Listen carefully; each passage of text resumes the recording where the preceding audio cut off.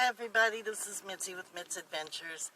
Um, well, I'm having to redo part of my answers because I just made too long of a video and it would not let me. I'm not smart enough to know how to cut it down, evidently, so I just had to redo it. So I'm continuing on with the next question. It was from Melina Brock's Cooking. She wants to know why I chose van lifing and a little bit about me, the kids, and the hubby. In my case, the hubbies.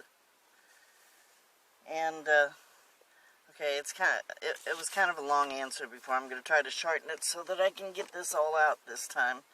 I'll put it all together. A little bit about me. I've always kind of been a traveler.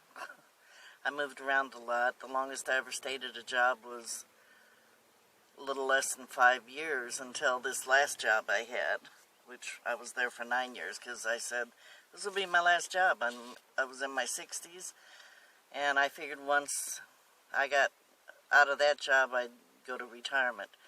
And that's how it turned out. They ended up firing me for reasons I won't go into after being there 9 years, and I was 67, so I decided to retire. And by then, I had just moved into the basement to try to save money at Brian's, and I had already been thinking about getting a car or something to live in while I was working.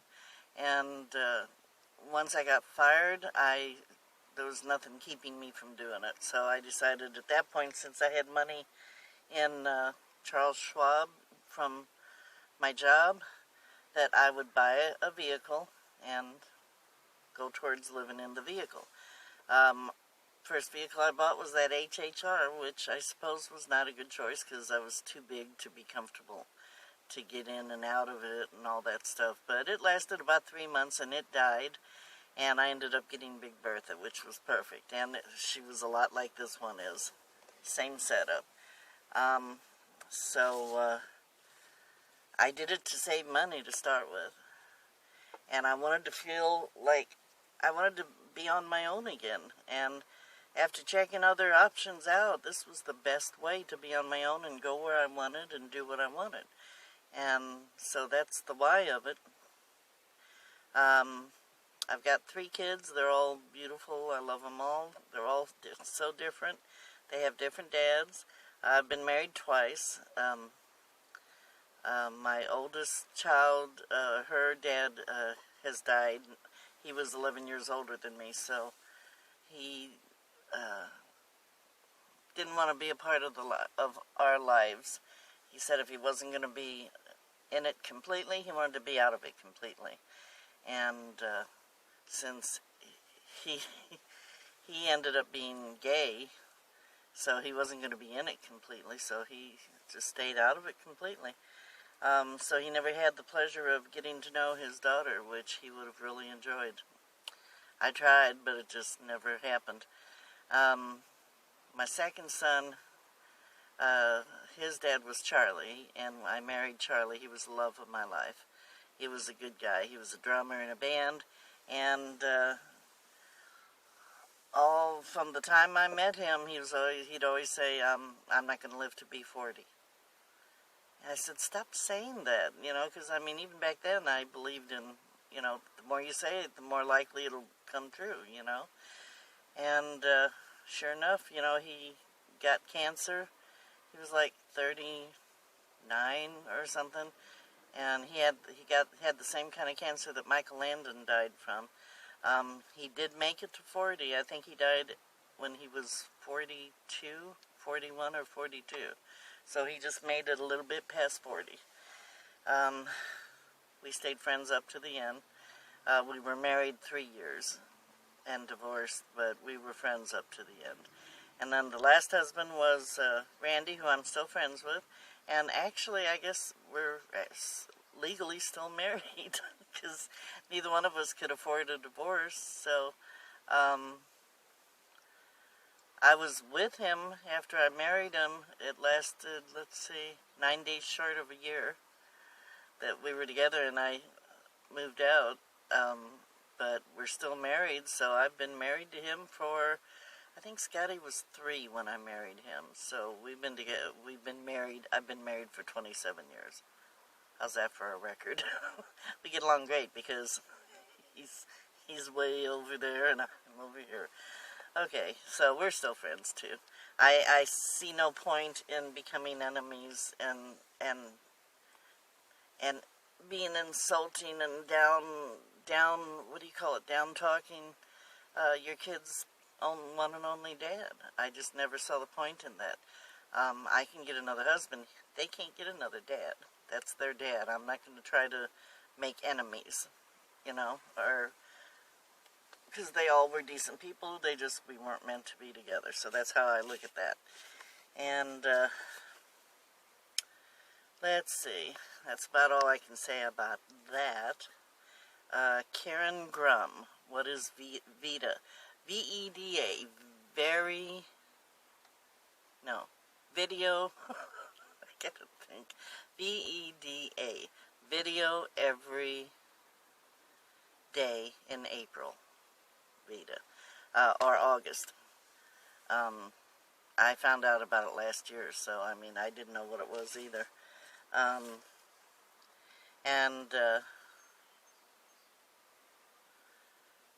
Driving home, Lamont, he says, if you could give a new vehicle dweller advice, something they should do or not do, what would you tell them? I still feel like I'm a newbie to this. I don't know if I should give advice to anybody. I can just pass on things that I pick up along the way, and if it helps somebody, that's good. If I had to give somebody advice who was new, I'd tell them to follow their instincts. And if at all possible, have some money backup money, saved up. Do less instead of more to get prepared. Because if you do more, you realize once you are doing it that you did too much. I did that. I had tons of stuff in my HHR. I couldn't even move. So do less instead of more until you get out there and see what you really need. But that's not any new advice. A lot of people say that. Depending on what kind of person you are, try to have some backup money. If you're someone like me who's never been able to save money and has always lived paycheck to paycheck, if I had done that, I still would not be on the road. And that's the truth. So, if you're like me, just do it. Especially if you're as old as me. I thought, man, I could save up a piddly little amount a month and be miserable for another 2, 3, 4 years and have enough money saved up to where I have backup money like they say you should. And who knows, I may break a leg before then, or bust a hip, or have a heart attack, or whatever. I'm not gonna, why should I put off what I want to do? And yeah, I have my issues. I've had my issues, that's for sure, breakdowns and stuff. But I'm getting by. So it's no different than my whole life has been. I've always gotten by, And if you have faith that you're going to make it, you're going to make it. You don't need charts and graphs and logic.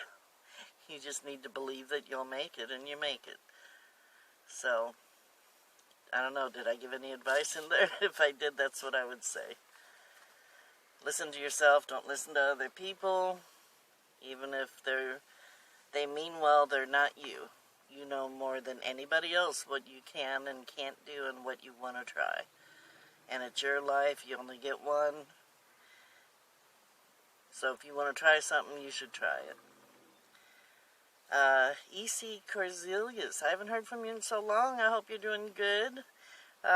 Your question is, does anyone else in your family paint? Where are you headed when you can travel again? Everyone in my family paints. They're all artistic, which is really cool.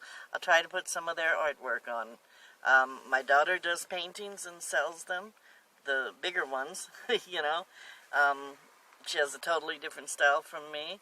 My son did a mural on the side of a restaurant once. If I can find that picture, I'll put it up.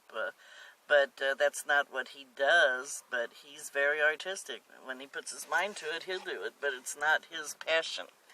My younger son is also very artistic. He's done some beautiful paintings. He did some black and white paintings, portraits that just came out amazing. I'll try to put those up at the end, but that's all the questions for now. I'm not going to stretch this out because I keep running out of space on my phone. So we'll leave it at that for now. I love you all. Have a wonderful day, and I'll talk to you tomorrow. Follow your bliss. Love you, Patty. Bye.